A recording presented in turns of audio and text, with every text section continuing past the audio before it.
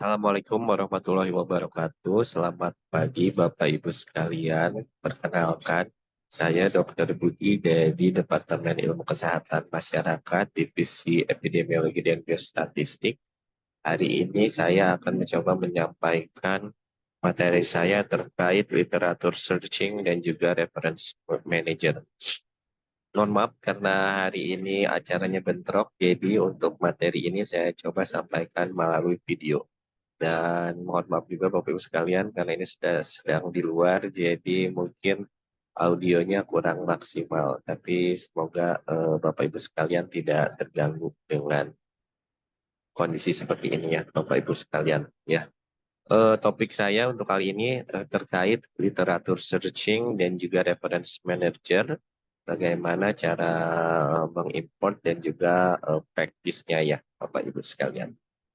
Maka berikut adalah outline ataupun topik-topik bahasan yang akan kita bahas hari ini. Nanti ada pertama mungkin tujuan pembelajaran, ada referensi dari materi ini, serta nanti topik terkait literatur searching dan juga reference manajernya nanti juga kita akan bahas.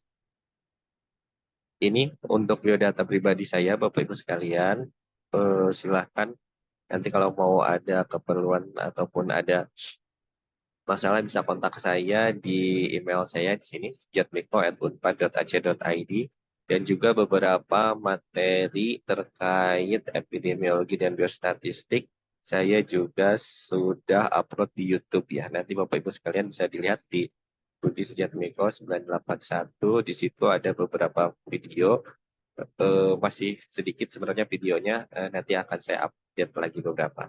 Di antara videonya yaitu Bapak Ibu sekalian, mungkin ini yang sering ditanya oleh mahasiswa saya, baik mahasiswa S1 dan juga S2 terkait sample size calculation ya. Maka silahkan, videonya nggak terlalu lama ya, kurang lebih 20 sampai 30-an menit. Maka Bapak Ibu sekalian kalau perlu materi ini bisa lanjut ke YouTube saya ya. Nanti untuk video ini juga insya Allah saya akan upload juga di YouTube, sehingga nanti Bapak Ibu sekalian bisa dengarkan ulang. Ini ada beberapa bimbingan mahasiswa yang melakukan publikasi, ya Alhamdulillah. Jadi mahasiswa S1 juga banyak yang publikasi, ya yang terakhir ada mahasiswa saya yang publikasi di Scopus Q2 gitu, dan ya saya rasa Bapak Ibu sekalian juga bisa ya. Asalkan ini asalkan rajin dan juga sering mengupdate informasi ya. Oke, lanjut ya Bapak Ibu sekalian supaya tidak terlalu lama videonya. Jadi untuk materi kali ini tujuan pembelajarannya yaitu pertama Bapak Ibu sekalian bisa mencari atau memilih kata kunci dalam proses pencarian artikel di jurnal ataupun di database jurnal yang nanti bisa mendukung proses penelitian ataupun proses penyelesaian tesis Bapak Ibu sekalian ya. Kemudian juga nanti Bapak Ibu sekalian bisa mengeksklud dan memilih artikel yang cocok untuk mendukung penelitian ataupun tesis atau disertasi Bapak Ibu sekalian. Untuk referensinya Bapak Ibu sekalian bisa dilihat di sini. Ada beberapa buku dan juga artikel. Nanti untuk detail ataupun lengkapnya Bapak Ibu sekalian bisa cari sendiri ya. Di sini ada link-linknya dan juga ada buku yang nomor satu itu buku epidemiologi. Saya rasa PDF-nya sudah banyak di Google ya, jadi mungkin Bapak Ibu sekalian bisa cari PDF-nya. Oke, Bapak Ibu sekalian lanjut ya. Jadi ini Bapak Ibu sekalian, proses pencarian literatur ataupun proses proses pen, proses reference manager ini berkaitan dengan aspek ini Bapak Ibu sekalian, aspek evidence, reliable ataupun trustworthiness. Jadi berkaitan dengan proses kebenaran ataupun kevalidan suatu data ataupun penelitian ya. Kenapa ini penting, Bapak Ibu sekalian? Karena kita kan ingin melakukan penelitian yang baik dan berguna bagi masyarakat ya. Jadi sebisa mungkin evidence ataupun bukti-bukti yang kita sodorkan adalah bukti-bukti yang sudah terbukti secara secara secara yang sudah valid di masyarakat dan juga memang sudah terbukti kebenarannya. Jadi proses pencarian literatur ini merupakan suatu proses pencarian bukti ataupun evidence melalui proses yang sistematik sehingga didapatkan bahan ataupun bukti-bukti awal yang memang sudah valid ya. Proses ini Bapak Ibu sekalian sebenarnya sudah sering kita lakukan terutama ketika kita biasa membeli, mungkin di sini contohkan ketika membeli handphone ataupun mobil ya. Jadi ketika Bapak Ibu sekalian akan membeli handphone ataupun mobil, mungkin banyak aspek ataupun kriteria yang Bapak Ibu sekalian pikirkan supaya kita bisa mendapatkan mobil ataupun handphone yang terbaik dengan budget yang ada ya. Jadi mungkin ketika membeli handphone dipikirkan berapa harganya, bagaimana speknya, bagaimana sistem operasinya dan dicari yang sebaik mungkin sehingga kita mendapatkan hasil yang maksimal. Ya. Di situ pun proses yang sama ketika kita melakukan literatur review sehingga kita mendapatkan artikel yang paling baik dan juga paling terbukti secara evidence ya, secara scientific ya Bapak Ibu sekalian. Nah, si literatur searching ataupun proses pencarian literatur ini merupakan salah satu langkah dalam proses penelitian, Bapak Ibu sekalian. Jadi di sini kalau di sini disebutkan proses pencarian literatur merupakan langkah kedua setelah Bapak Ibu sekalian menentukan pertanyaan penelitian ataupun tujuan penelitian. Jadi ini merupakan langkah-langkah awal di mana nanti langkah ini akan menggiring atau membuat mengarahkan Bapak Ibu sekalian ke langkah-langkah selanjutnya seperti langkah pemilihan metode, proses pengoleksian data, analisis data sampai interpretasi data. Jadi di sini adalah titik yang krusial Bapak Ibu sekalian, bisa jadi nanti lancar tidaknya penelitian Bapak Ibu sekalian berawal dari langkah ini. Karena dari sini kalau misalkan data ataupun artikel Bapak Ibu salah ataupun melenceng, bisa jadi nanti metodenya salah, koleksi datanya salah, nanti hasilnya jadi kurang maksimal. Jadi oleh karena itu proses ini adalah proses yang sangat penting, sebisa mungkin diperoleh artikel yang paling baik dan cocok sesuai dengan pertanyaan atau eh, tujuan penelitian Bapak Ibu sekalian. Nah, proses pencarian evidence ini adalah proses yang mendukung research question Bapak Ibu sekalian ya. Kemudian juga dari sini juga nanti Bapak Ibu sekalian bisa menyusun strategi yang paling cocok untuk untuk menjawab pertanyaan penelitian ataupun melakukan melakukan ya penelitian ataupun tesis atau disertasi Bapak Ibu sekalian. Sehingga penting sekali Bapak Ibu sekalian untuk eh, mencari artikel ataupun literatur yang baik ya dari proses ini.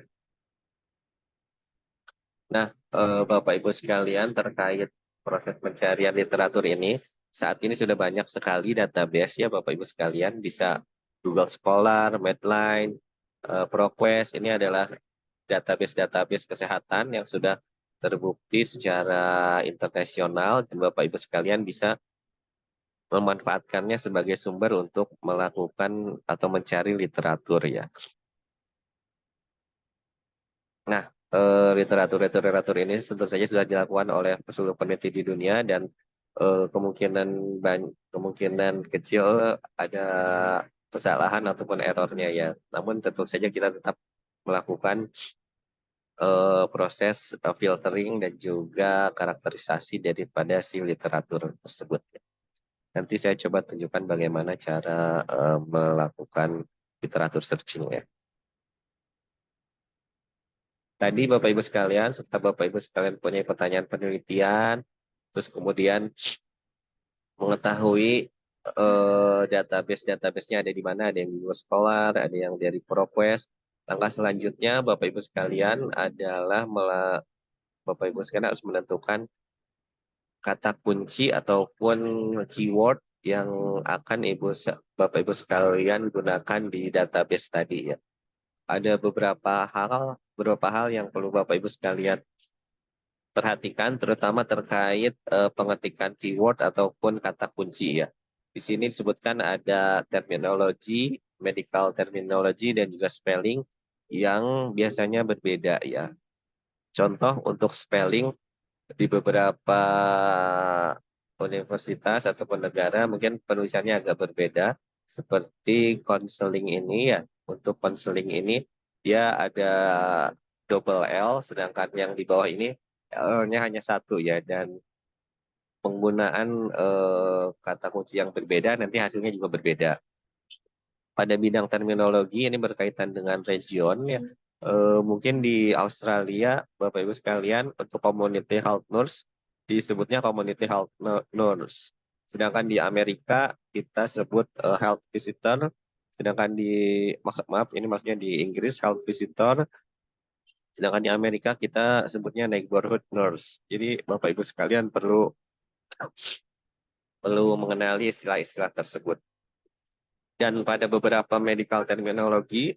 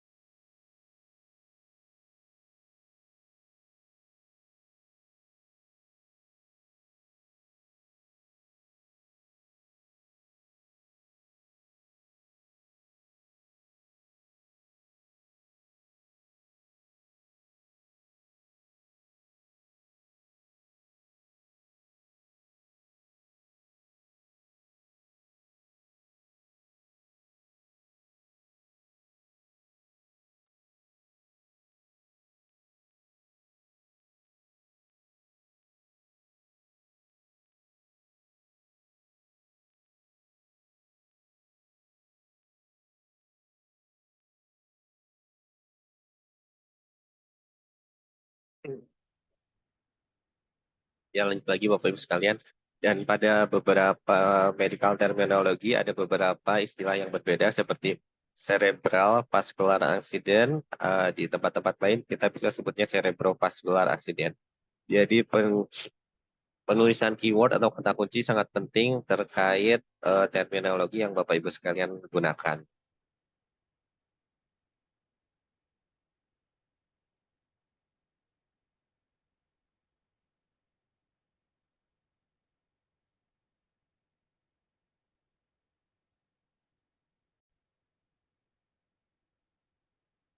Setelah Bapak Ibu sekalian tadi ketahui bagaimana cara memilih keyword, selanjutnya yang akan kita lakukan dalam proses pencarian literatur adalah tentu saja mendetailkan pertanyaan penelitian kita. Setelah itu kita bisa develop pertanyaan penelitian tadi ataupun bagi penelitian kita tadi dengan PICO metode ya, di mana kita akan pilah-pilah pertanyaan penelitian tadi berdasarkan populasi, intervention, comparative intervention, serta outcome ya.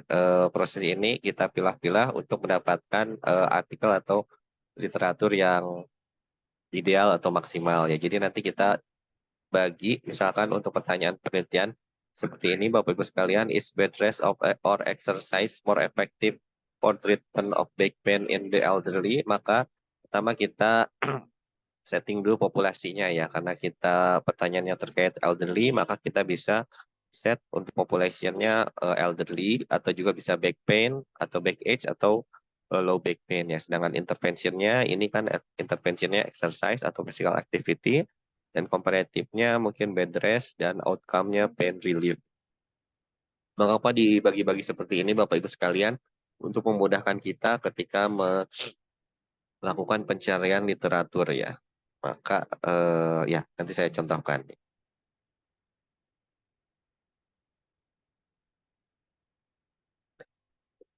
Selain itu juga Bapak Ibu sekalian perlu mengetahui bahwa ada yang namanya Boolean operator atau penggunaan kata and, or not di dalam database ataupun mesin pencarian artikel yang akan mempengaruhi artikel yang Bapak Ibu sekalian cari ya. Penggunaan or tentu saja akan memperluas artikel yang Bapak Ibu sekalian dapatkan. Misalkan Bapak Ibu sekalian back pain or exercise, maka nanti area yang ataupun artikel yang akan Ibu dapatkan ini nanti lebih banyak ya. Ini sesuai dengan konsep diagram Venn di matematika ya.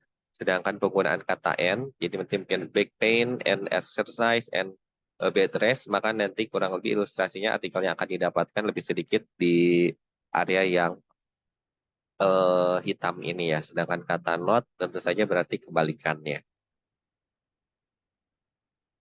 Ada satu hal lagi ya Bapak Ibu sekalian yang perlu perhatikan terkait tadi ya medical terminologi yang berbeda-beda serta istilah yang berbeda-beda, maka Bapak Ibu sekalian bisa menggunakan ini truncation, wildcard ataupun frasa searching dengan tanda-tanda seperti ini. Penggunaan tanda bintang ini nanti ketika Bapak Ibu sekalian search child terus kemudian bintang, maka dia akan mengambil semua artikel yang mengandung kata child ya.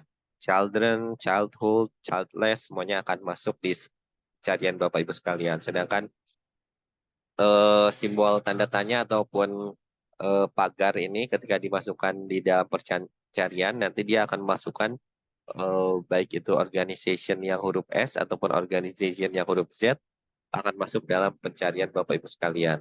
Sedangkan tanda kutip ini digunakan untuk terminologi yang spesifik. Jadi quality of life ini ada tanda kutip eh, buka dan tutup ya. Nanti Bapak Ibu sekalian akan mendapatkan artikel yang sama persis dengan kata-kata tersebut.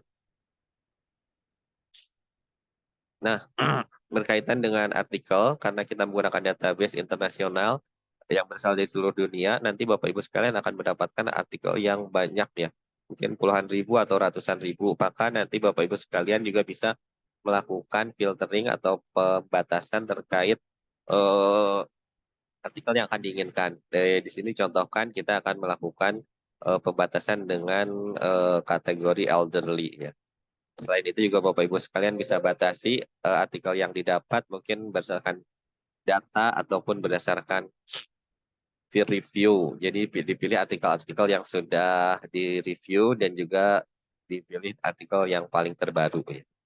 Ini contohnya Bapak Ibu sekalian. Jadi untuk pertanyaan penelitian is bed rest or exercise more effective for treatment of back pain? Maka ketika Bapak Ibu sekalian ketik kata kuncinya back age or back pain or lower back pain, maka dia akan mendapatkan artikel kurang lebih 56 ribuan ya. Sedangkan exercise or physical activity ada 361 ribu artikel. Kemudian bed rest or bed rest dengan spasi akan mendapatkan 74 ribu, 7.464 artikel. Sedangkan untuk pencarian 1, 2, dan 3 digabungkan dengan kata kunci N, dia mendapatkan 103 artikel dan ketika dilimitasi menggunakan age lebih dari 65 tahun atau age, maka didapatkan artikelnya ada 9. Tentu proses ini akan sangat membantu Bapak Ibu sekalian ya dibandingkan Bapak Ibu sekalian membaca satu-satu. Jadi proses ini sangat penting.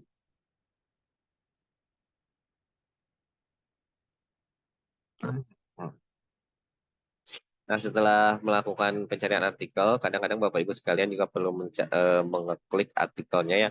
Kadang-kadang ada jurnal yang memang berbayar sehingga susah untuk didapatkan. Oleh karena itu, Bapak Ibu sekalian sebisa mungkin diperhatikan artikel-artikel mana yang bisa diakses dan mana yang tidak bisa diakses. Hal penting lain yang setelah dalam proses literatur review, Bapak Ibu sekalian, yaitu proses referencing your source ataupun proses penulisan referensi dalam tesis ataupun manuskrip kita ya. Kenapa ini penting? Karena ini berkaitan dengan aspek plagiarisme ataupun aspek etiknya. Jadi Bapak Ibu sekalian tidak boleh mencatut dengan plek-plekan atau dengan seluruhnya terhadap artikel yang Bapak Ibu sekalian temukan. Karena itu nanti berkaitan dengan aspek etik ataupun plagiarisme. Jadi bagaimana supaya tidak tidak terkena aspek ini, makanya Bapak Ibu sekalian perlu melakukan sitasi ataupun mengutip referensi tadi dengan beberapa teknik. Di antaranya adalah seperti berikut ini. Pertama, mungkin Bapak Ibu sekalian bisa melakukan parafrase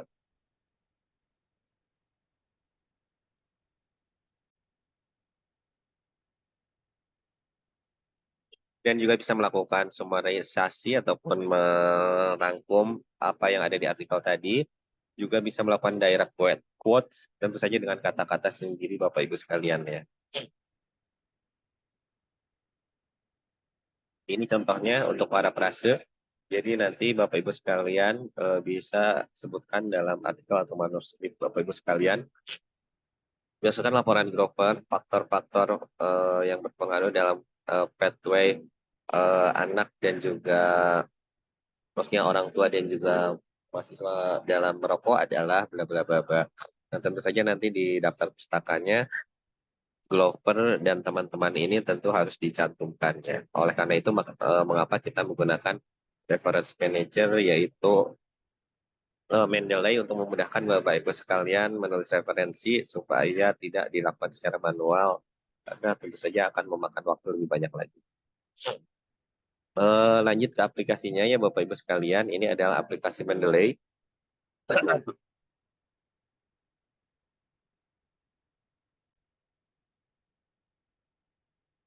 Mungkin Bapak Ibu sekalian sudah banyak atau sudah familiar dengan menggunakan aplikasi ini. Tapi secara umum seperti ini Bapak Ibu sekalian ada beberapa part. Pertama untuk aplikasi Mendeley sendiri. Yang part pertama ini adalah tombol untuk menambahkan artikel yang sudah kita dapatkan. Kemudian untuk yang part 2 ini adalah folder di mana kita mengelompokkan artikel sesuai dengan keinginan kita. Untuk part 3 ini ada artikel-artikel yang sudah kita dapatkan. Part 4 ini adalah terkait detail dari artikel yang kita cari dan part 5 ini kita bisa login secara online ya untuk yang menggunakan Mendeley secara online juga ya jadi bisa tersinkronisasi. Nah, ini seperti tadi detail-detail yang sudah saya sebutkan tadi. Nah, bagaimana cara menambah referensi ataupun artikel? Mungkin Bapak Ibu sekalian bisa melakukan klik di pojok kiri atas ini. Nanti filenya bisa ditambahkan secara manual. Kalau manual bisa ditulis satu-satu ataupun juga hide file dalam bentuk file teks ataupun dalam bentuk EndNote ataupun LaTeX ya, Ibu sekalian bisa di-download ataupun dengan online nanti kalau Bapak Ibu sekalian sudah save nanti otomatis akan tersinkron dengan aplikasi Mendeley Bapak Ibu sekalian nih. Ini yang manual yang bawah, ini yang add file secara kalau file referensinya sudah di-download dan juga nanti ini untuk tombol sinkronisasi ketika Bapak Ibu sekalian menggunakan Mendeley secara online. Kemudian folder ini adalah untuk membuat folder sesuai dengan tema penelitian ataupun tesis yang Bapak Ibu sekalian kerjakan bebas. Kemudian juga setelah itu adalah proses memasukkan citasi dalam artikel ataupun manuskrip Bapak Ibu sekalian. Jadi setelah Bapak Ibu sekalian ketik artikelnya, nanti setiap paragraf Bapak Ibu sekalian harus dukung dengan citasi yang Ibu Bapak Ibu sekalian miliki ya. Jadi nanti di akhir paragraf bisa dilakukan citasi. Caranya dengan cara mengetik insert citation, kemudian pilih stylenya. Untuk style Unpad kita biasanya menggunakan Vancouver Superscribe ya. Dan tentu saja nanti setelah itu Ibu sekalian tinggal klik site, nanti otomatis referensinya sudah ada di bawah paragraf atau manuskrip Bapak Ibu sekalian dengan mengetik insert bibliografi terlebih dahulu. Oke, Bapak Ibu sekalian, kurang lebih seperti itu penjelasannya. Ini ada tugas, silahkan dibagi kelompoknya, kurang lebih 5 orang. Bapak Ibu sekalian silahkan tentukan topik kesehatan yang disukai, buat 2 halaman topik tersebut, 1 halaman berisi teks, 1 halaman berikutnya berisi referensi dengan menggunakan Mendeley. Silahkan dicari referensi yang sesuai, minimal 10 referensi. Stylenya style Vancouver, Vancouver Unpad, dan juga Harvard. Boleh dipilih salah satu. Tolong semuanya nanti dikirim ke saya, ke email saya, sujatmiko@unpad.ac.id. Deadline-nya minggu depan ya, kurang lebih 11 Oktober pukul ya hari Rabu malam. Silahkan nanti minggu depan kita lakukan presentasi dan juga kita akan saling menilai ya. Kurang lebih seperti itu Bapak Ibu sekalian. Mangga mungkin presentasinya kurang maksimal. Semoga dengan video ini tidak mengurangi esensi dari materi ini. Terima kasih atas perhatiannya Bapak Ibu sekalian. Selamat belajar dan sampai ketemu lagi di pertemuan berikutnya. Atur nuhun, mangga. Assalamualaikum warahmatullahi wabarakatuh.